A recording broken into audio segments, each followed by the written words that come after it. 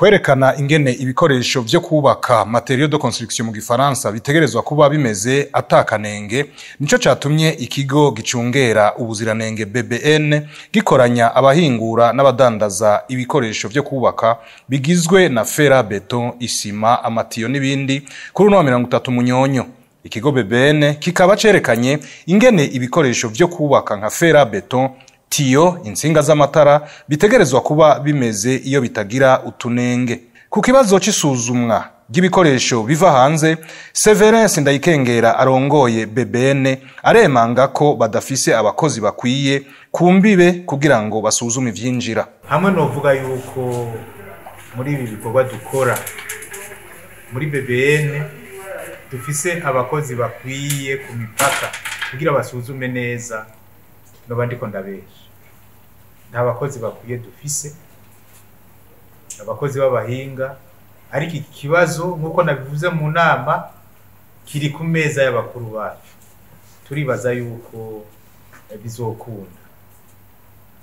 Dufise umukozi umwe imugina Mabanda muri Makamba, dufise umukozi umwe kuri poro yo mu Rumonge, dufise abakozi batatu kuri poro y'Ibujumbura aribo baja ku kibuga c'indege, dufise abakozi babiri Ikobero, umukozi umwe mu Kayanza, undi mukozi twaye vuba Igitega.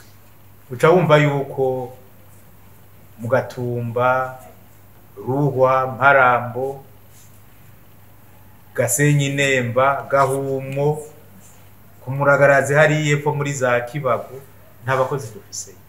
Umuyobozi mukuru wa BBN yongeye aributsa ko atabikoresho vyo kubaka bifise utunenge bizosubira kwinjira mu Burundi kuva mu mwaka uza.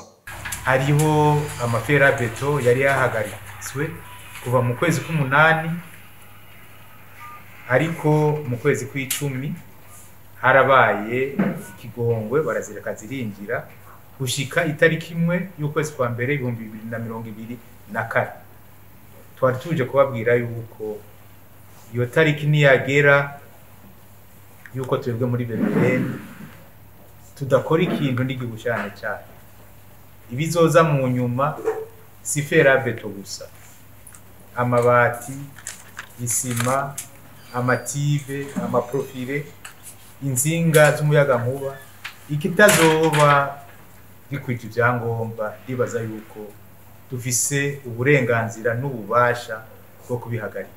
Ikigo BBN cakoranije abahingura n'abadandaza ibikoresho vyo kubaka inyuma yaho hibonekereje inyubako zibomoka zimwe zimwe zigahitana n'abantu bivanye n'ibikoresho bidakwije ibisabwa.